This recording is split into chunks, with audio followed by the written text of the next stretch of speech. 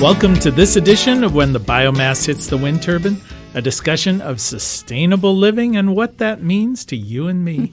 I'm Jay Warmke. I'm Annie Warmke. And today we're joined with a guest, Tim Chavez, and we're going to talk about creating a community radio station, or is anybody out there listening? So we'll find out. That's always, question. I know, that is a good question. Well, welcome, Tim. We're excited that you're here today because one of our passions is community radio. We've been in love with community radio since 1990. Since before radio was invented. No, we're not that old.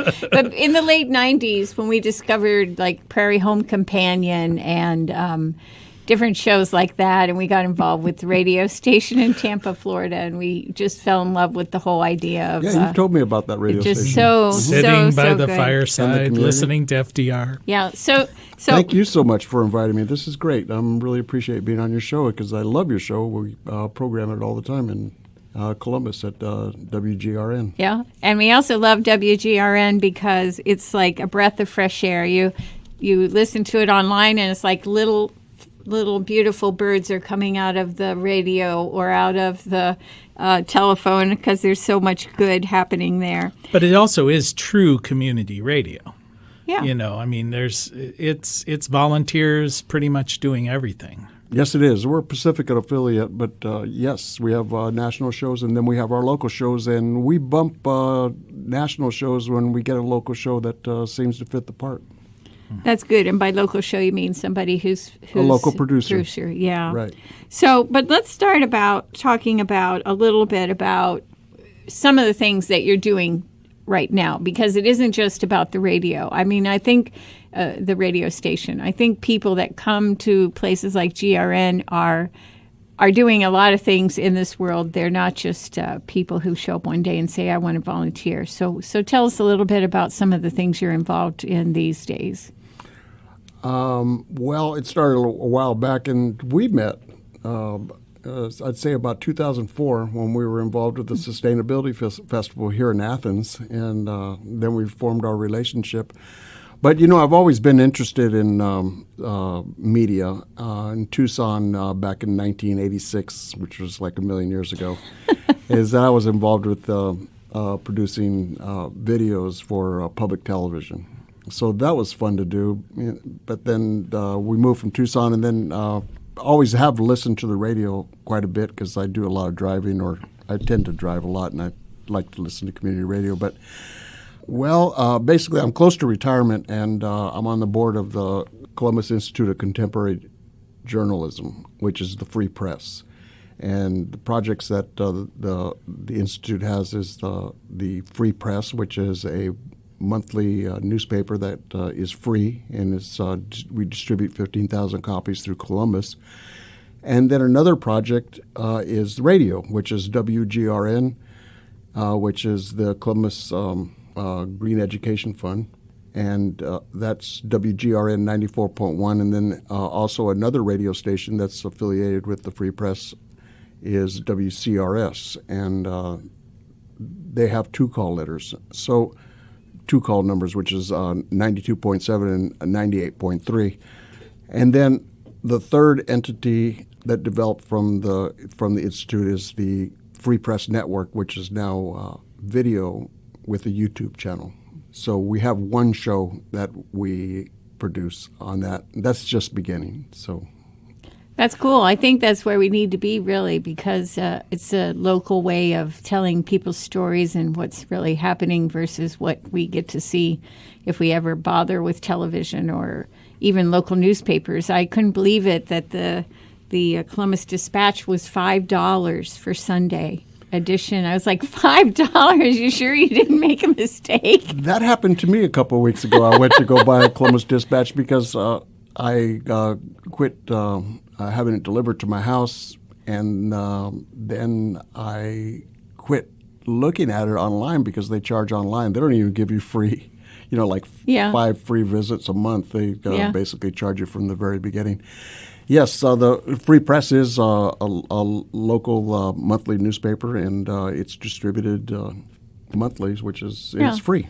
But It's not really just that, nice. also the radio station. But there are other things that you're involved in. For instance, I know you've been involved in the sanctuary movement in Central Ohio.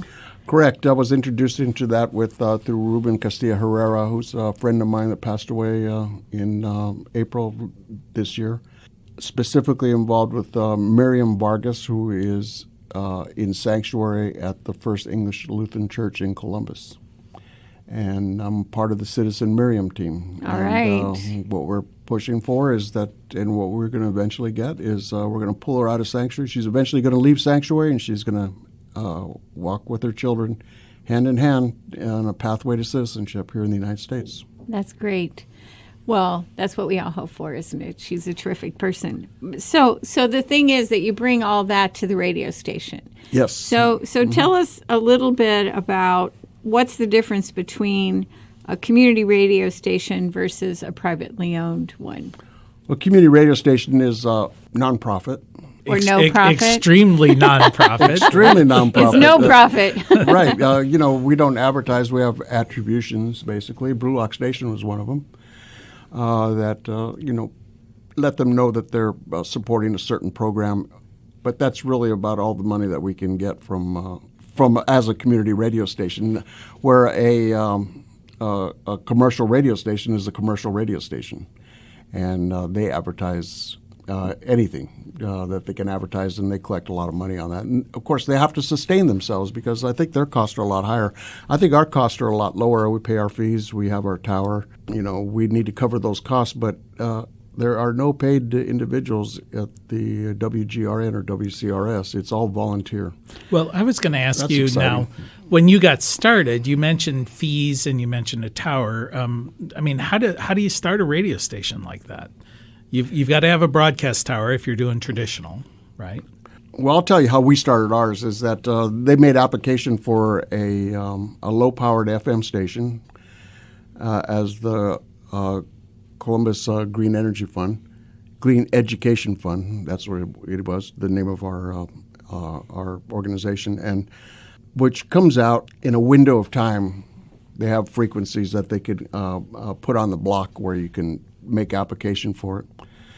And we won it. So, they won it when I wasn't involved at the time, but they won the frequency. And then they had 1 year to put up the radio station. And Victoria Parks was the one that really drove that, getting the radio station up and running and hitting the deadline in order to continue with that frequency and not lose it.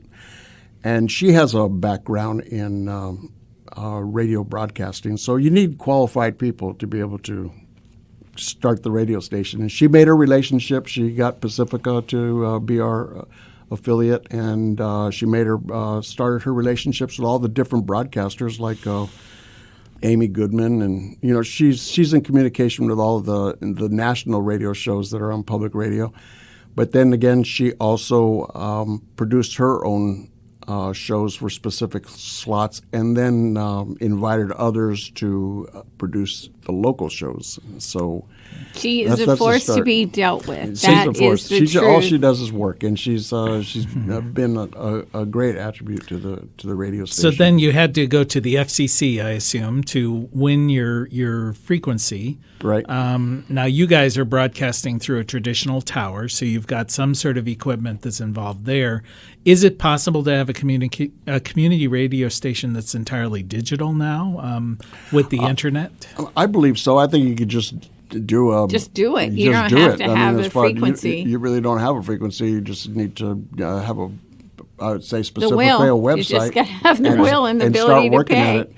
And Victoria's been thinking about doing that also on her own. But she's very involved with the radio station right now, and I'm sure others will eventually do it. I'm sure, and there are people that are doing it. Yeah, right there now. are people. But one thing I want to say is one of the differences between private-owned stations that do generate a lot of revenue through advertising and a community radio station is that the reach, the wattage, the power of that tower is far less than the privately owned one. It's a low frequency. Right. And so really the beauty of community radio station to me today is that they can be streaming online. So they can virtually reach millions of people if they want to. And the only limitation really is that we're not thinking that way about it. And there are ways to make money, but we're not thinking that way about it. And that's one of the things I think that holds community radio back, and the demand for it back, is because people don't realize that there are these things that exist that are actually telling honest news, honest information, producing amazing music playlists that, don't exist anywhere else. Well, it sounds like we're in a transition from the traditional, riding in your car and finding the station on the dial. So there's that part of your community radio station. And now there's the online digital, it can be reached anywhere where there's internet access. And that's kind of what you're tying into with what Annie's saying. Yes, and that's being incorporated into vehicles also, to be able to jump online and listen absolutely. to anything online. There's a big difference between terrestrial and internet. Terrestrial seems to be something where people don't want to pay for anything that other than the gas in their vehicle to drive around with an FM radio in their vehicle. Whereas if you go to what's it called, Sirius and Sirius FM and Sirius FM and all those, those are paid stations, and there's a lot of people that don't care to purchase that. They'd like to listen to it, but they just don't care. I think to it's an purchase age thing, and I think one of the great things that's coming is that young people don't care about that, and they don't care about just driving for free for their radio in their car. Maybe they don't even have a car, but they do have a phone, and they can listen anywhere. Yes. So what do you think got you interested in helping grow a community radio station? With myself, well, first I wanted to do something. That was really what it was. I was on the board of the Free. I'm on the board of the Free Press, and there was a point in there where I said, I'm not really doing anything, and I really want to participate. So I jumped into the radio station in order to help Victoria with the scheduling, and now I'm the main scheduler for the radio station. Top of that is that I wanted to hear some real news. I thought we could really get some news and programs out to the people. My biggest challenge right now is getting more listeners. And like you said, who's listening, right? Mm-hmm. I think a lot of people are listening, but it's reaching out into the neighborhood as a community radio station. Mm-hmm. And one of the problems you have is you don't know how many people are listening, at least to your terrestrial. They don't have those, you don't reach the Arbitron ratings and that kind Not of high thing. enough usage. Correct, for it to but happen. like Annie said, it's the online that we really need to start looking at, because you can determine how many people are listening online. That's Yep. right. And speaking of listening, you are indeed at this moment listening to When the Biomass Hits the Wind Turbine with Jay and Annie Warmke and our guest Tim Chavez, reminding you, as always, it is indeed the end of the world as we know it. And thank God. Thank God. And it's the end of broadcasting, the end of media as we know it. Yes, that would be really the thank God thing. And the nice thing and the bad thing is we have a lot of choices. Many of those choices are bad, but many of them are good. And we're talking about one that we, at least in this room, feel is excellent, which is WGRN. And Tim, you've been involved with that, and I interrupted you as you were telling us all the great things you're doing. How I've developed within the radio station is that not only do I schedule the radio station, and I have a lot of choice myself personally as far as the content that I put on. In commercial radio, the filler is the show, and the content is the advertising. So we have our shows, which I call the shows. I don't call the filler. But the content is the 3 minute. It could be as long as 10 minutes to 30 seconds that you fill in order to approach the top of the hour and then go into the next program. And what's great about that is that we work off of an activist calendar and other notices that community organizations give us of meetings that they're having, of events, of different functions that they're involved with. We put out public PSAs about ICE detention. We put out PSAs how to avoid getting arrested as an undocumented immigrant. We put out lots of different things in the public interest of people for their safety and for their education, and that part I really enjoy quite a bit. You're the subversive now. And also working with the Pacific Network, because we use their database audio port, and they have a lot of good segments in their educational segments, science, environment, news, and we use a lot of those segments also, but there's only so much that you can put in because the shows take up a lot of the space. So, and I love the darn shows. shows. Those shows are really beginning to annoy me. No, we have some great shows. I mean, I listen to the radio station. Our Saturday program is Sustainable Saturday. And, I work on Saturday, so I'm jumping to my truck and I drive one and do something over here and I jump in. I'm always listening. I actually almost catch all the shows because of all the different things that I do by driving somewhere, within a downtown region. And I'm amazed as how you can just jump into it. It's almost like a soap opera that you watch on TV.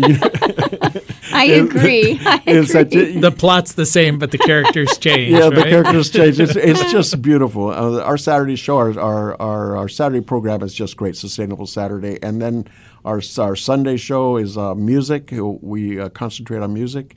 We are a 24/7 radio station. Monday through Friday is talk. It's talk and environmental, political. Well, are you feeling like you're a volunteer, you've stepped into this role, and it sounds like you've got an enormous amount of power and control into how this thing moves forward. I mean, much more than you could ever achieve in a commercial situation. Yeah, and you'd have to get an education for it, too. I mean, that's the amazing thing is that this is from the show, as that's where my learning curve was. That's where I developed my skills, and of course all the other people too. I mean, Victoria, Bob Friedrichs, just watching his show. Suzanne Patzer, who knows everything about the radio station and programming. Carolyn Harding, a producer that I helped start off in producing her show with others, of course. Nikki Wireman. I'm ashamed that I don't know all their names right off the top of my head. I mean, we have some really great people in there. And since I've started with others, because others have sort of started with me, is that we've developed maybe about 5 or 6 local shows that have started. So we encourage people to start a show, and a lot of people take it up, and they do it. And so how do you create – so if I wanted to have my own program because I want to preach about climate change, how would I approach you, and what would I need to do to make that happen?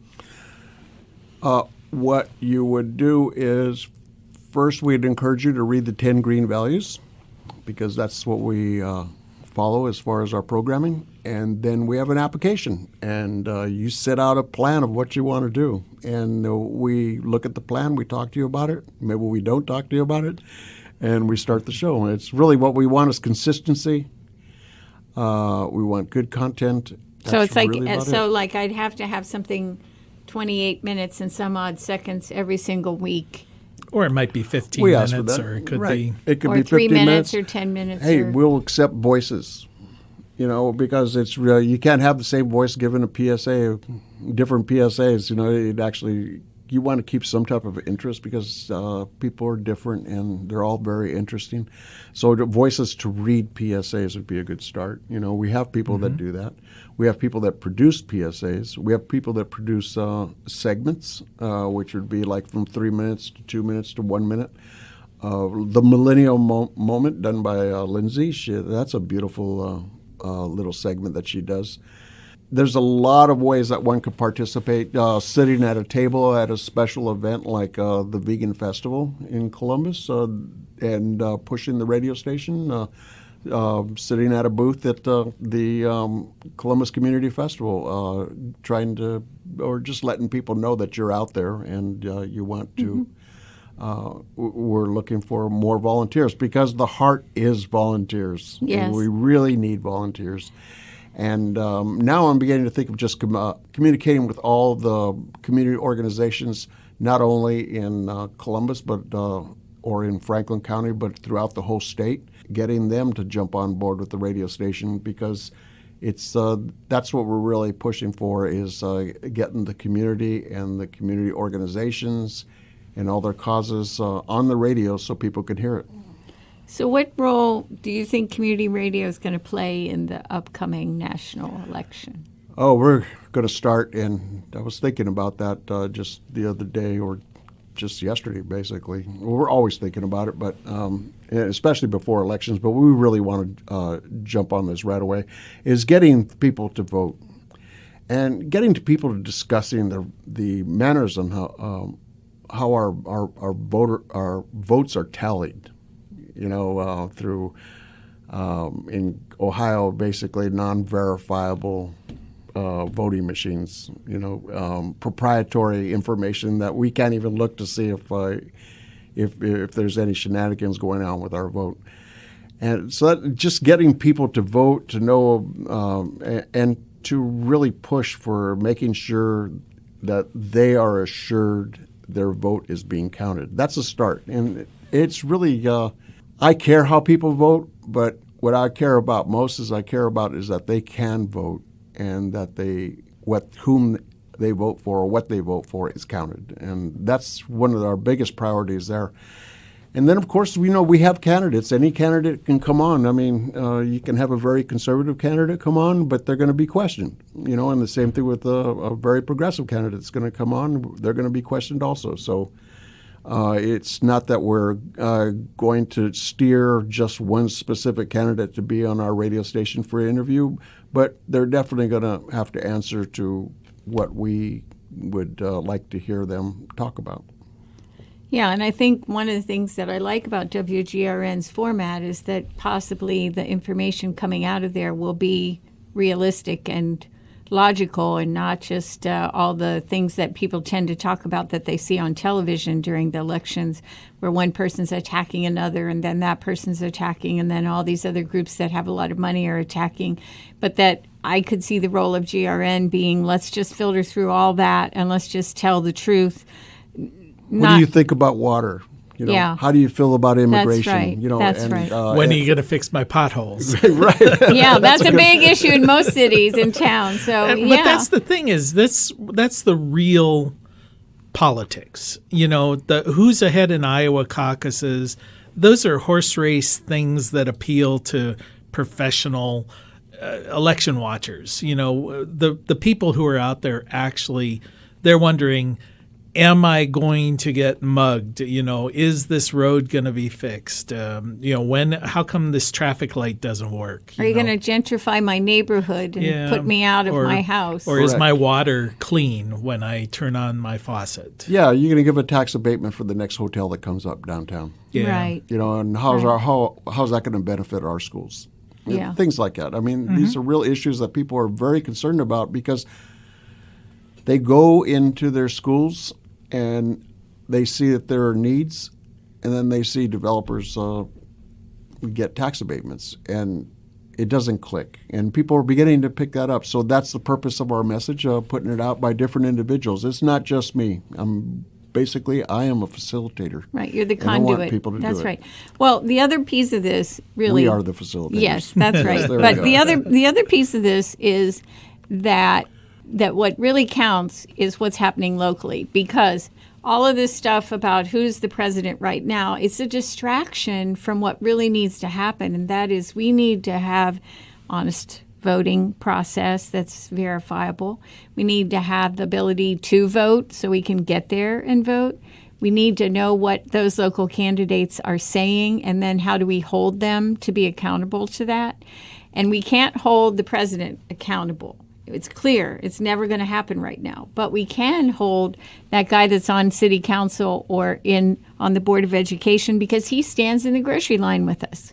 Exactly. And so I see that being a really major role for WGRN, is that whole thing of let us help you know the local issues and what people are saying, the ones that are running and the people who are guiding them. Well, it also seems like your community radio is a focus point on which to organize other activities within the community, like public speaking, festivals, music events, Do you guys see your role that way as well? This is something that brings people together. We can not only promote it, but we can be part of it. Be part of it, right. And really creating a discourse that has value to the community. You're talking about all this stuff going on nationally with the president and impeachment, everything else, is that it is a major distraction for us. I mean, we could be putting our time and our thoughts into so much more, with so much more value to the community that would benefit all the people. You're right. We want that discourse out there to be able to make the changes that we think need to be made. Well, the other thing is people feel like they're invisible, and a radio station like WGRN community radio can help people to come out of the darkness and really have a voice. And it's a voice that is filtered with a layer of politeness and intelligence, as opposed to just people randomly shouting and trolling. Don't you love the pundits? Right. That's just awful. Terrestrial radio seems like a novelty now because there's the internet. I mean, one friend of mine told me, hey, you can focus in with a satellite, 4 inches away from where you want it to be. That's correct, but I think terrestrial radio is exciting. It's really hands-on, and that's what we're pushing for. But please listen to us and stream us on the internet. Well, we appreciate what you're doing, Tim. Thanks. Yeah, I love your work, too. It's great. Thank you. Right. Oh. Okay, well, we're patting each other on the back. Yes. I'll remind you that you are indeed listening to When the Biomass Hits the Wind Turbine with Jay and Annie Warmke and our guest, Tim Chavez. We want to thank our Emmy award-winning producer, Adam Rich, in there eating a basket of apples we brought in.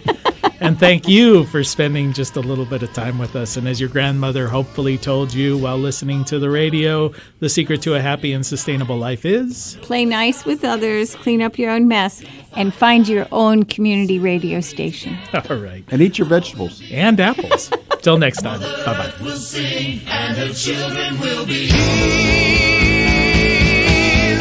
Come on, see the morning glory blossom in the night.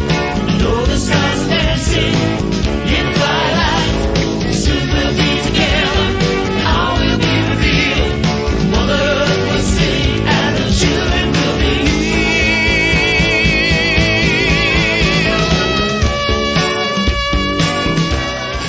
You can find more information on living sustainably in our unsustainable world at bluerockstation.com.